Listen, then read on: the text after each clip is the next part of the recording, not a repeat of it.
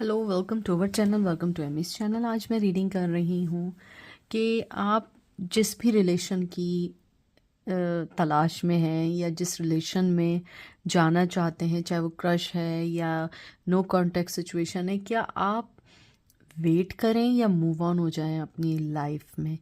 अ, ऐसे बाज़ लोग मुझे बहुत सारे मैसेज आते हैं कि दीदी हम वेट करें या मूव ऑन हो जाएं, क्योंकि अभी तक उनकी तरफ से कोई कांटेक्ट नहीं हुआ है या उन्होंने कोई चीज़ नहीं आपको ऐसा सिग्नल दिया है जिससे आपको लगे कि वो आपको चाहते हैं या चाहती हैं या नहीं। ठीक है, तो मैं जर्नल रीडिंग कर रही हूँ। The time nightmare before Christmas tarot use करूँगी।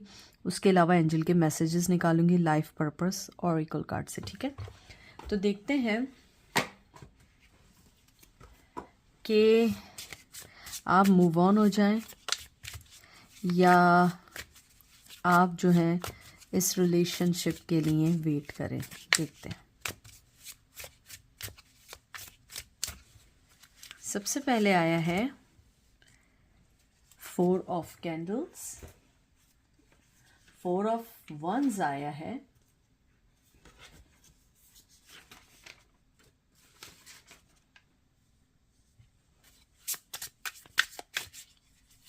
एरीज की एनर्जी आई है। उसके बाद आया है सन, एरीज लियो सैज, बड़ी फायरी एनर्जी आ रही है। 3 of cup, Cancer and wheel of fortune, Aries Leo says. अगर आप देखिए सिर्फ इसको छोड़ के सारे कार्ड फायरी एनर्जी के हैं। मैं इधर ये कहना चाहूँगी इट्स अप टू यू, आपको मूव ऑन होना है या वेट करना है। लेकिन मैं आपको एक बात बता दूँ, वो पर्सन आपके बारे में बहुत सोचते हैं, बहुत सोचते हैं, पैशन भी रखते हैं, आप उनकी ज़िंदगी हैं, लेकिन उनके पास वो वजह नहीं है, रीज़न नहीं है जो वो आपके पास आए। शायद उनकी लाइफ ऑलरेडी बहुत अच्छी चल रही है, बहुत सेट है, लेकिन जो पीस, जो लव आप देते हैं, वो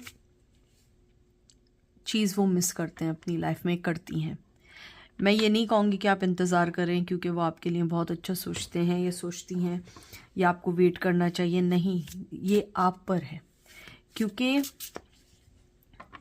वो, अगर आप देखें 4 ऑफ वंस और उसके साथ 3 ऑफ कप्स, यानी कि ये एक काइंड ऑफ ऐसा रिलेशन है उनकी नज़र में। जब ये 2 कार्ड आते हैं ना, तो ये मुझे ऐसा रिलेशन फीलिंग्स आती हैं या मुझे एनर्जी आती है जिसके अंदर कोई भेदभाव नहीं होता है कि आप फीमेल हैं, आप मेल हैं, आपको ये बात बतानी चाहिए, ये बात नहीं बतानी चाहिए, आपको ये कहना चाहिए, वो नहीं कहना चाहिए। आप उनके लिए एक दोस्त हैं जब दोस्त की ज़रूरत हो, आप वो पार्टनर हैं जब पार्टनर की ज़रूरत हो, आप वो करीबी रिश्ता हो जिसके साथ वो अपनी ज़िंदगी का हर लम्हा गुजारना चाहते हैं या चाहती हैं। उनको लगता है कि आप उनकी ज़िंदगी में जब आते हैं, उनकी ज़िंदगी में बहुत चेंजेस आते हैं।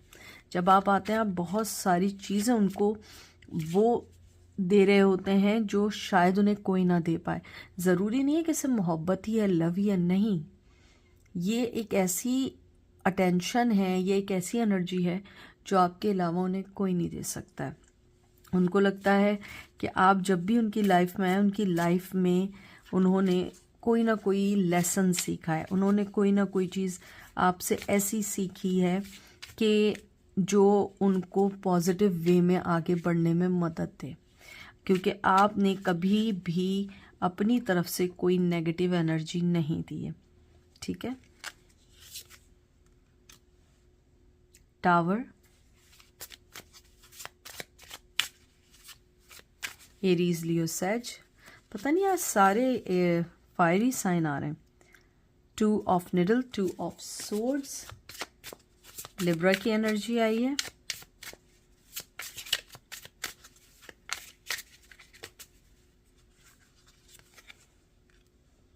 थ्री ऑफ वंस, एरीज की एनर्जी है।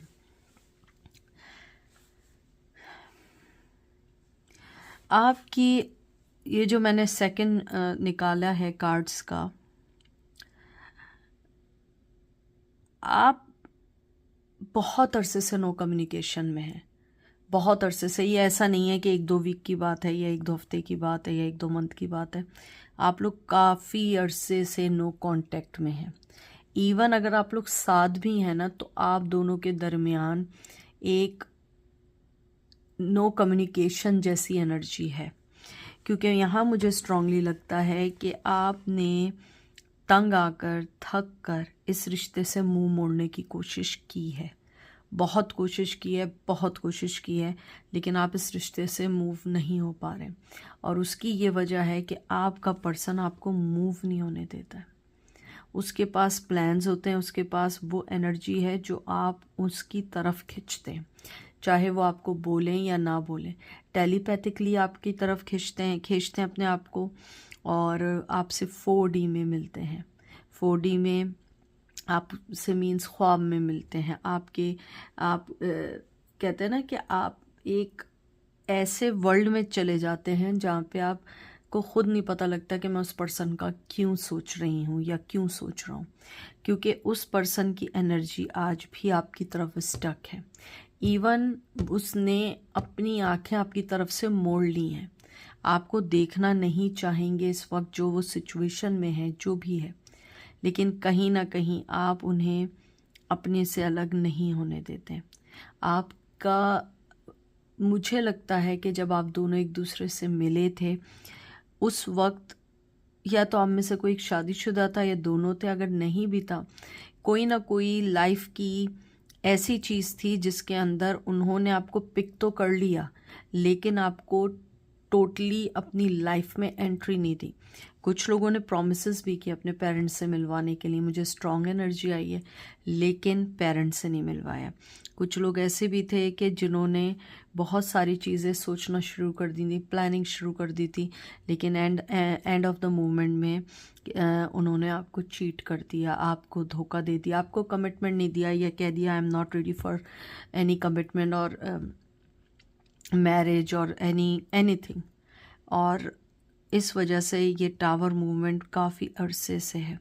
मुझे लगता है आपकी दुनिया एकदम से कोलैप्स हुई है, मुझे नहीं मालूम वो क्या वजह रही है, लेकिन आपकी दुनिया बहुत तेज़ी से कोलैप्स हुई है।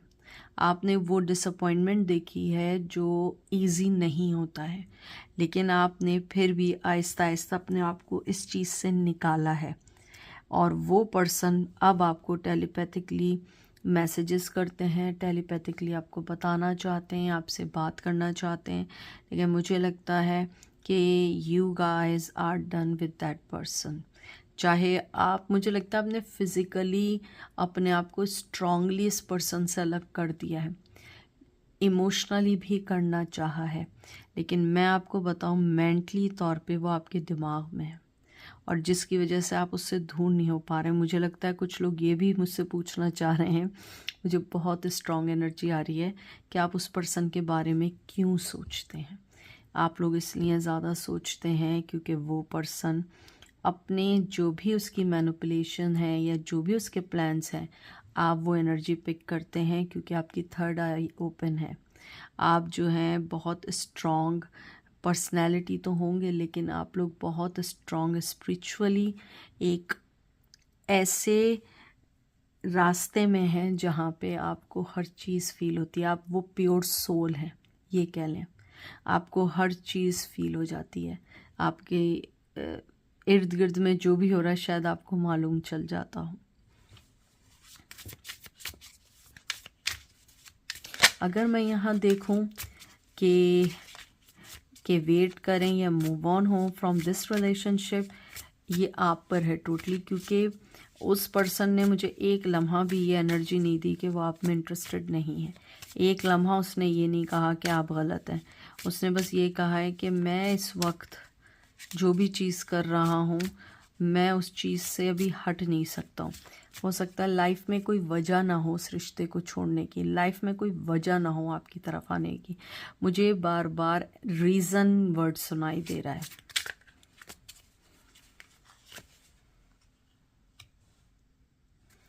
8 of swords,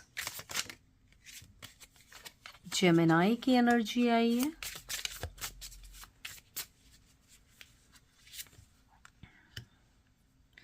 two of once, Aries की एनर्जी है। डेविल, कैप्रिकॉर्न की एनर्जी है। आपके पर्सन जो है ना, जैसे मैंने कहा था, शायद चैलेंजेस लेना नहीं चाहते हैं। इस रिश्ते में बहुत चैलेंजेस हैं, कहीं ना कहीं एडिक्शंस हैं, कहीं ना कहीं over thinking. Addiction is not necessary if someone take drugs और involve in some kind of thing, no. Maybe he or she is overthinking about this rishta. Maybe he or she thinking continuously day and night about you and send you telepathically energy, and you guys are hated that kind of feelings. मुझे ऐसा लगता है। तो आपके जो person हैं, जो भी हैं, वो इस वक्त खुद नहीं जानते क्या करना है, क्योंकि वो खुद एक स्टक हुआ वो व्यक्ति है जो उस प्रॉब्लम से नहीं निकल सकता है। उसके हाथ पैर बंधे हुए हैं, उसकी लाइफ बंद है। मुझे लग रहा है कुछ लोग काफ़ी अरसे से जॉबलेस भी थे, अगर जॉबलेस नहीं भी थे तो उतना मनी नहीं बन रहा था जितना बनना चाहिए। अब लाइफ में थोड़ी बहुत सेटल होना शुरू हुई है, जिसको वो शायद डिस्ट्रॉय नहीं अभी करना चाहते या चाहती। लास्ट कार्ड निकालेंगे, लेकिन क्वेश्चन ये है कि शुड यू वेट और मूव ऑन फ्रॉम दिस रिश्ता, it's totally up to you. लेकिन आपका पर्सन स्टक है, टावर मूवमेंट है, मुझे कोई मूवमेंट नहीं दिख रही है, फीलिंग्स हैं, मूवमेंट नहीं दिख रही है। लास्ट कार्ड आपका आया है 3 ऑफ पेंटिकल। कैप्रिकॉर्न की एनर्जी आई है। हो सकता है कि आप लोग जो हों वर्क रिलेशन में हों, वर्क प्लेस पे मिले हों। ये भी मुमकिन है कि आप लोग जो हों किसी ऐसी चीज़ से बंधे हुए हैं जो आप दोनों को एक दूसरे की याद दिलाती है। शायद आप दोनों का वर्क एक जैसा है, या आप यूज्ड टू को वर्कर थे, या कोई ना कोई चीज़ थी। बहरहाल इट्स नॉट नेसेसरी, ये सबके लिए नहीं है, ठीक है। तो आपका पर्सन आपकी वर्क एथिक्स, आपका जो वर्क को लेके एक पैशन है, वो सारी चीज़ें देखते हुए वो आपको अपने दिमाग से नहीं निकाल पाते। और शायद आप अपनी फैमिली के लिए एक बहुत स्ट्रॉन्ग पर्सन रहें, चाहे मेल हैं या फीमेल रहें, वो चीज़ उन्हें बहुत एडमायर करती है। शायद आप बहुत सारे दौर से गुजरे हैं, बहुत सारी प्रॉब्लम से गुजरे हैं, लेकिन आप हमेशा हेड स्ट्रॉन्ग, हमेशा स्ट्रॉन्गली आपने अपने हर दर्द को फेस किया है।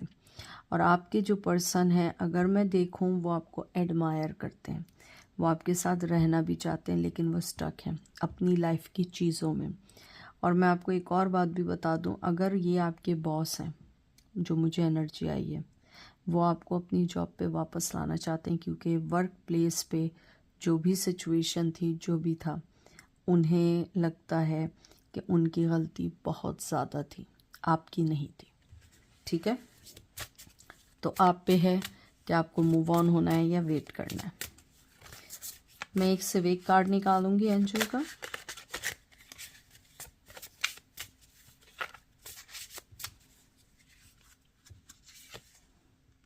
Time to decide. आप यहाँ पे यही पूछने आए थे कि आपको मूव ऑन होना है या रुकना है। देखिए, मैंने तो आपको जो चीज़ थी वो मैंने आपको स्ट्रांगली बता दी है। एक भी पर्सन उसके अंदर कोई भी चीज़ उल्टी सीधी ऐड नहीं है, सब कुछ रियल है, ट्रू है। ये आपके ऊपर है, आपने क्या डिसाइड करना है। इसके अंदर भी है make a decision based on your heart true desire. आपका दिल जो कहता है ना, आप उसको लेके चलें, लेकिन साथ थोड़ा सा अकल से भी काम लीजिएगा कि वो पर्सन आपके लिए इतना ज़रूरी है कि आप उसका वेट करें, ठीक है। तो ये थी आज की रीडिंग। आई होप आपको पसंद आएगी। अपना ख्याल रखिएगा, दुआ में याद रखिएगा। Take care, bye.